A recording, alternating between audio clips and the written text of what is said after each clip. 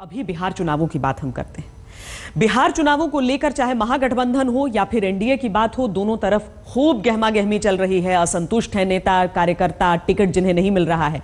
लेकिन इस सब के बीच महागठबंधन ने 243 में से एक सीट छोड़कर बाकी हर जगह अपने उम्मीदवारों के नामों का ऐलान कर दिया।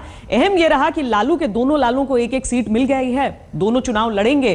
तेज प्रताप जो है वो महुआ से चुनाव लड़ रहे हैं और तेजस्वी चुनाव लड़ेंगे राघोपुर से। इसके साथ ही भारतीय जनता पार्टी ने भी अपने स्टार प्रचारकों की सूची दी। उसमें लाल कृष्ण आडवाणी का भी नाम है, उसमें शत्रुघ्न सिन्हा का भी नाम है।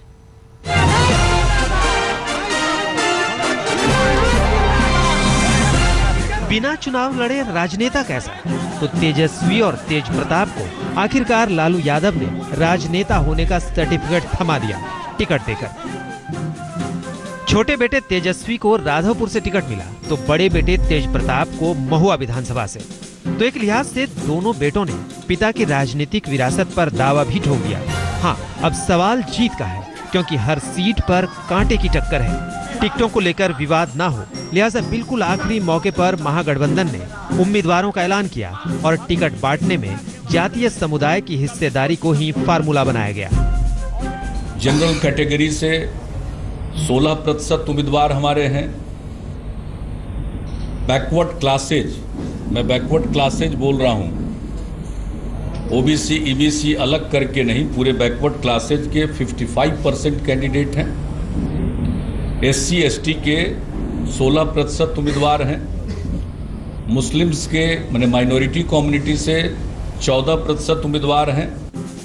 वैसे बिहार चुनाव को नीतीश कुमार बनाम नरेंद्र मोदी माना जा रहा है, लेकिन दोनों की जंग को परवान चढ़ाने का काम स्टार प्रचारक ही करेंगे।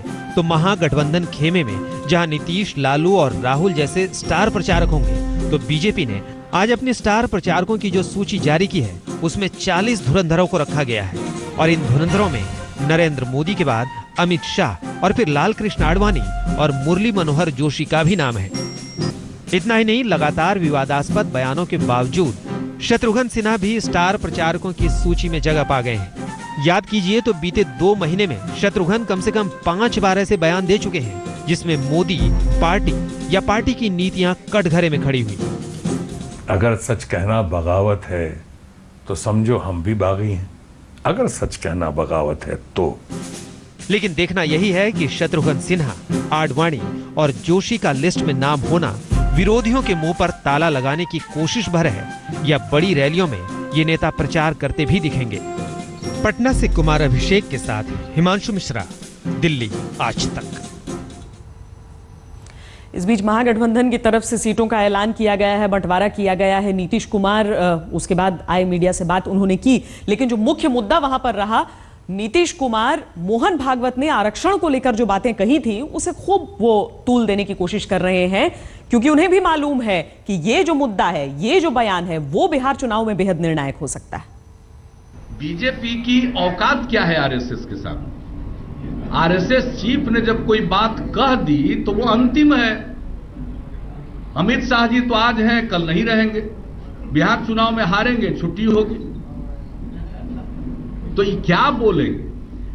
इनके बोलने का कोई मतलब नहीं। या दिल्ली में वो मंत्री जी को लगा दिया, कॉल ड्रॉप ठीक है नहीं कर रहे हैं, वो सफाई दे रहे हैं। अरे भाई, आप लोगों का कोई मतलब है क्या? जब आरएसएस चीफ ने कह दिया, एक कमेटी बना दो, वही तय कर दे किसको मिले आरक्षण और कब तक मिले आरक्षण।